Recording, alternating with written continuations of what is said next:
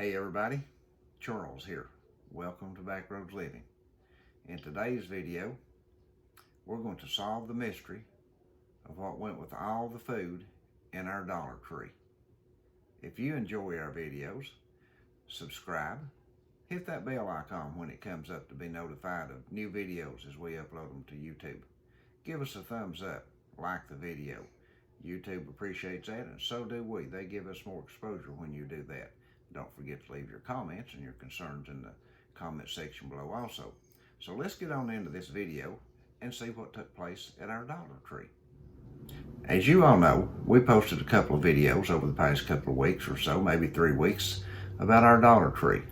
How that the shelves in the food aisle, especially where the canned foods and candies and the boxed foods such as pancakes and biscuit mix and those kind of things, the shelves were just empty and there was no food on, and had been like that for like 3 weeks.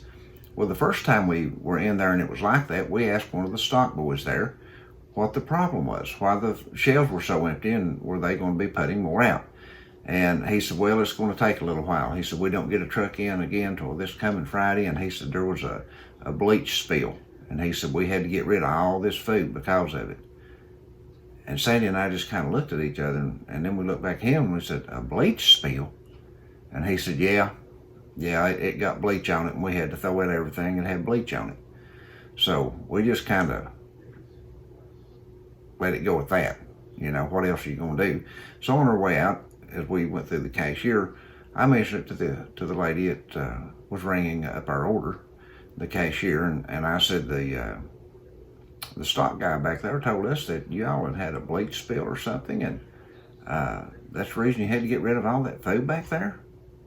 And she looked real surprised, but then she nodded her head and yeah, and she just went along with it. So we didn't know what else to say. So we got on here and we reported that to you guys, and many of you was like us, very skeptical, because the food, as we shown in the video, you could see in these shelves that there's food in different places of the shelves, and if there had been a major bleach spill to get rid of all that food, then it would have surely got on the rest of that stuff as well.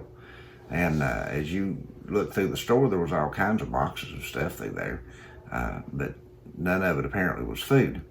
So we went back in this week and we got to speak to the store manager.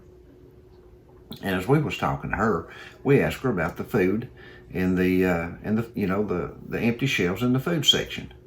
And we asked her, would they be getting more food back in for that? And she said, well, we will eventually.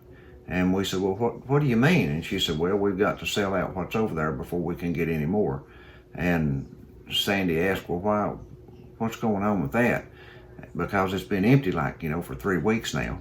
And she said, well, we had let food sit in the back room, in the stock room, in the boxes, until it ran out of date without getting it out on the floor. And she said we had to trash all that. We had to put all that in our dumpster. And she said they told us until we sold what was on the shelves, they wouldn't be sending us any more food. And, food product like that. So we were just kind of taken aback by that. And we was like, what? And she said, well, we don't have enough help to get all that on the shelves. And Sandy asked her about their help, and she said, we have 2 full-time employees, myself and one other. And she said then everybody else only gets to work 15 hours a week. And she said it's really hard when we're short-handed, very short-handed already, to have the help come in 15 hours a week and get everything out of the back and put it out on the shelves as fast as people buy it up. And we were like, seriously, and she said, yeah, she said this store last year in 2020. And now listen, folks, this is a small store.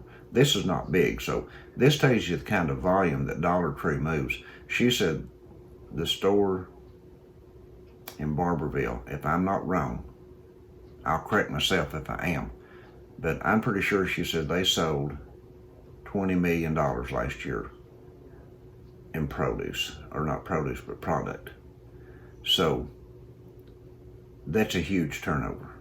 I mean, that's a huge turnover. And when you don't hire enough help to get this stuff on the shelves, that's what happens. It sits in the back it runs out of date, it gets thrown in the trash, and then the managers get penalized. So there you have it. The mystery of the Dollar Tree food that had disappeared has been solved. So thank you folks for being patient with us.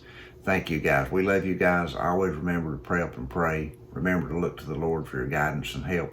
And He'll always be there for you if you're there for Him. And with that being said, we're going to go. And we'll see you guys in the next video.